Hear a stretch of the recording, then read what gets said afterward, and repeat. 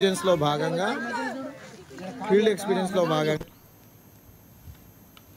మాజీ మంత్రులు ప్రసన్న కుమార్ రెడ్డి, అనిల్ కుమార్ యాదవ్లపై తీవ్ర స్థాయిలో మండిపడ్డారు టీడీపీ నేత వినోద్ రెడ్డి.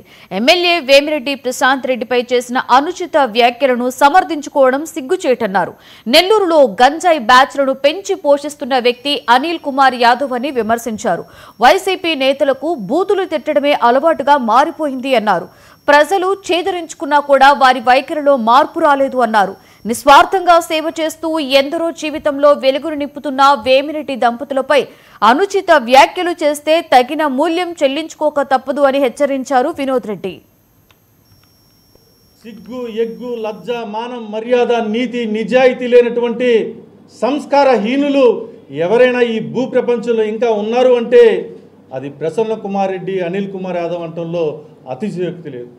ఈరోజు వీళ్ళు ఒక సినిమా డ్రామాని నిర్వహిస్తూ ఉన్నారు. వీళ్ళు నిర్వహించేటటువంటి ఈ సినిమా పేరేందంటే బూతుల రాజకీయం. వీళ్ళు నిర్వహించేటటువంటి సినిమా పేరేందంటే బూతుల రాజకీయం.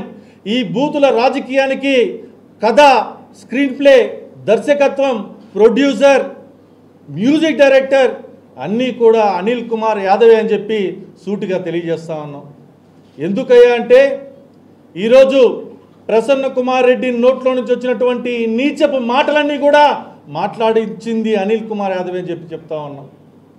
ఈరోజు సిగ్గుండాల ఇద్దరికి.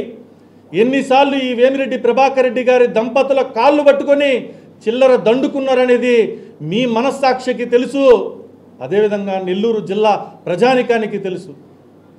ఈరోజు వేమిరెడ్డి ప్రభాకర్ రెడ్డి గారి దంపతుల దగ్గర మీరు కాళ్ళు పెట్టుకొని డబ్బులు దండుకోలేదని చెప్పి భగవంతుడి దగ్గర ప్రమాణం చేసే దమ్ము, సత్తా మీకు ఉందా అని చెప్పి సూటిగా ప్రశ్నిస్తా ఉన్నాం. ఈరోజు ఇద్దరు కట్రాలు, మాజీ మంత్రులు, 420లు, చీటర్లు, చీటాకులు ఎట్లా పడితే అట్లాగా మాట్లాడేటటువంటి మాటలు మనం చూస్తూ ఉన్నాం.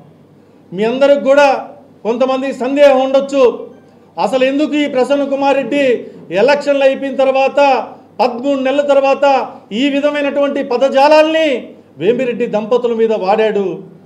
ఈరోజు అనిల్ కుమార్ యాదవ్ అంటా ఉంటాడు ప్రసన్న కుమార్ రెడ్డి మాట్లాడిన దాంట్లో, ప్రసన్నన్న మాట్లాడిన దాంట్లో తప్పే ఉంది అంటాడు.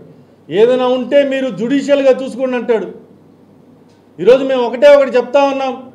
ఈరోజు జగన్మోహన్ రెడ్డి ఎవరికి టికెట్లు ఇస్తున్నారయ్యా అంటే ఎవరైతే జైలుకి వెళ్తే